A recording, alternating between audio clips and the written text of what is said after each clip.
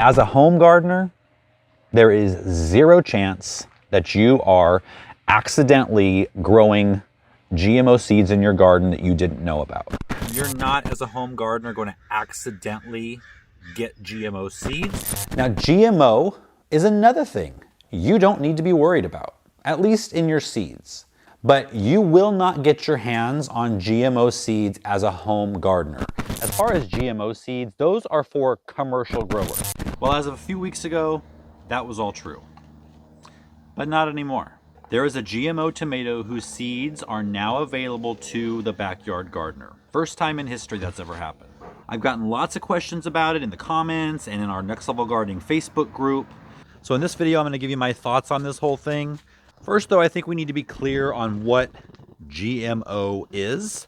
Part of the heated discussion in the Facebook group was due to the fact that a lot of people just don't know what it is. Some people were saying, it's no different than dog breeds. We started out with a wolf and ended up with a Chihuahua. Over the years, they've been genetically modified to make them bigger, smaller, non-shedding, everything, anything you want in a dog, you can get in a dog. That's not GMO. That is selective breeding. Just like is done with plants, hybridizing plants. There's nothing unnatural about either of those things. Those things could, if given long enough, have happened in the wild. I stress could. GMOs, on the other hand, could never, I stress never, happen in the wild. Because GMOs are when two different genomes are spliced together that could never happen in the wild. So if you someday see a Corgi pig breed of dog, or pig, then you can say we have our GMO dog, or pig. You see how that doesn't make sense? By the way, I'm up here in the cottage garden, and tomorrow will be the first episode of our Garden from Scratch for Free series. That's going to run every Sunday for 4 weeks, and then check-ins monthly to see how things are going. No money to start and grow a garden, so make sure you're subscribed. All right, so where were we? We now have a genetically modified tomato variety available to home gardeners. Now, the company that did this, Norfolk Plant Sciences, they said they wanted to make a healthier tomato with more anthocyanidins, that deep color that you find in like blackberries and blueberries. So to do that, they spliced the DNA of a purple snapdragon with a tomato. Now, for this specific situation, could it be a good thing for gardeners? I said in my last video that black and white thinking was dangerous, and I'm going to stand by that. And so when it comes to GMOs, there's usually two sides. The white side, yes. The black side, no. Or vice versa. So I'm going to point out the gray areas.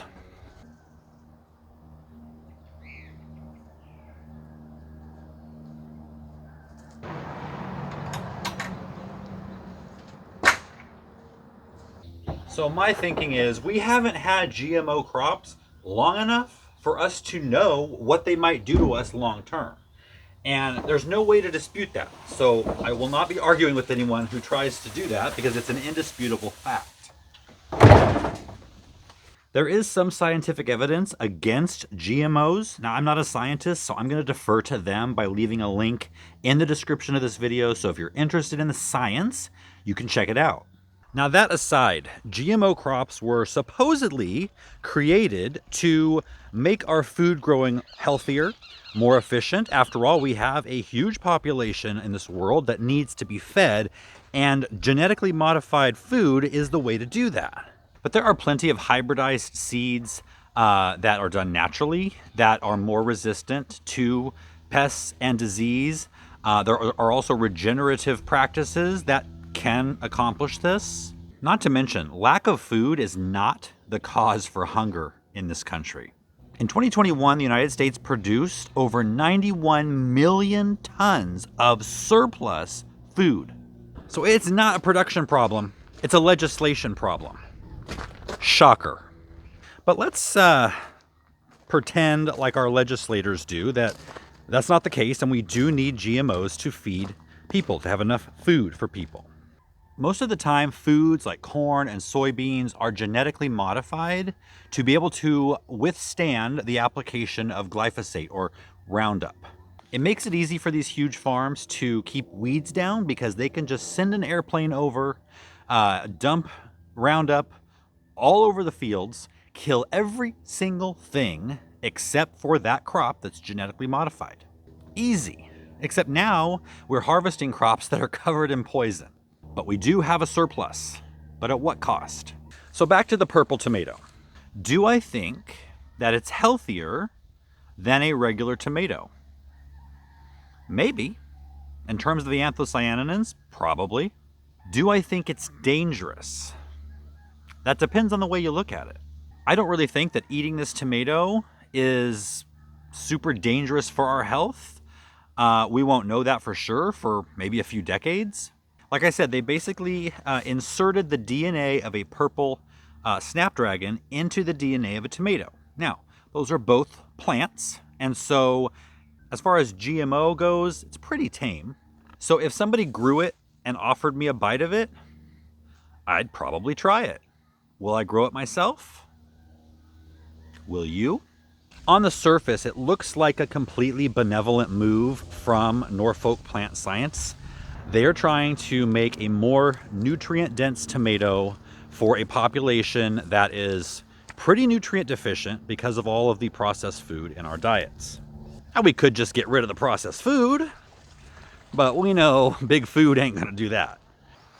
So making this healthier tomato sounds like a good move, and maybe it is. But here's the bigger and more current risk that I see. It seems like everything that comes out that eventually turns to the dark side begins as a seemingly benign, small little change. And then over the years, slowly it balloons into something, while the entire time the public is just being dripped on these tiny, tiny little changes. And then you end up with something that you never bargained for. But dripping it over a long period of time, it becomes normal. Asbestos, lead paint, cigarettes, thalidomide, the Kardashians.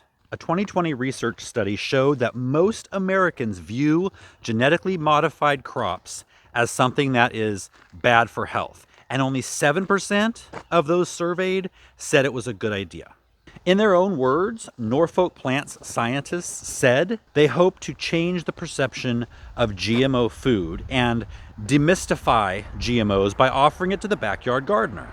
So let's take this GMO food, give it to the backyard gardener so they can grow it for a while and start to have it become normal. People would think, this isn't so bad. I haven't died in the last 2 years from eating these things. And then they come out with probably the king of all, according to some of our comments, a squash that is genetically modified to resist the squash vine borer. Would you buy that? GMOs, in my opinion, have been introduced by Big Ag to foster the need for more chemicals being sprayed in crops, which ironically are made by Big Ag. I'm not mentioning companies here, but you all know what I'm talking about. And right now, even the survey shows that most people identify GMOs as something that's not good for health. Most are unintentionally eating it at every single meal. If you're eating corn or soy products, you're ingesting GMO, 90% chance or more that you're ingesting GMOs. And not just GMOs, but there's a 90% chance you're also ingesting glyphosate or Roundup. Unless you pay for organic. And we know what prices are like right now. Who has the money to spend more on organic? That's why we're growing our own. And probably why, like in my last video, those big companies are a little bit nervous about us growing our own. They don't want that. Now I'm going to give Norfolk Plant Sciences the benefit of the doubt with their purple tomato. Maybe they are just concerned with making GMO food a more nutritious option than regularly grown food. They said themselves that GMOs have turned into a way to need to use more chemicals, and that GMOs could be used to do the opposite. They could actually make it where food doesn't need to have those chemicals on it. And just for that alone, just saying that, they should be applauded. The problem is maybe I'm just cynical. How long is it before the nice companies out there with their purple tomatoes do the work to get the general public okay and have it be normal to have GMOs in their garden? How long is it before that just made it easier for the bad companies to swoop in and figure out how to capitalize on that? Or, and I know this never happens, to go in and buy out or shut down the small nice guy. On top of all that, has anybody given thought to when you put these in your garden, they're going to now cross-pollinate with your other tomatoes? What happens then? Where does that go? Nobody knows. Remember when the big ag companies were going after farmers who grew non-GMO corn in a field next to GMO corn, and they were going after them for the rights and making them pay for the cross-pollination that naturally happened, or not allowing them to save their seed? Not to mention the fact that now we will have to look at seed labels just like we do food labels. You see how much gray area there is here? I'm not going to tell you what to do, but I, for one, will not be ordering these seeds. Will you? And that's really all we have to do to stand up to this. Just not give them our money. Plain and simple. Now, before we go, I want to let everyone know that we heard your voices and we now have, or soon to have, Garden Defiantly coming out on apparel. I worked really fast to get this happening because I can't even tell you how many comments we had on our Facebook group, on the comments of my videos. And so we now have 2 designs right here, possibly working on a 3rd one, but these will be the first 2. We have a men's, a women's. They're going to come on all kinds of clothing, t-shirts, different kinds of t-shirts, long sleeve, short sleeve, maybe a hoodie, maybe a hat. Ooh, just remember the bedhead. I'm supposed to be wearing a hat in this video. Oh well. We have the designs, we have them sent to the printer, and we just are waiting to get some samples back just to make sure that they're as good of quality as they look like before we offer them to you. And of course, I'll let you all know when they're available. So let me know your thoughts on these designs, and I will see you guys tomorrow on our Starting a Garden from Scratch for Free series.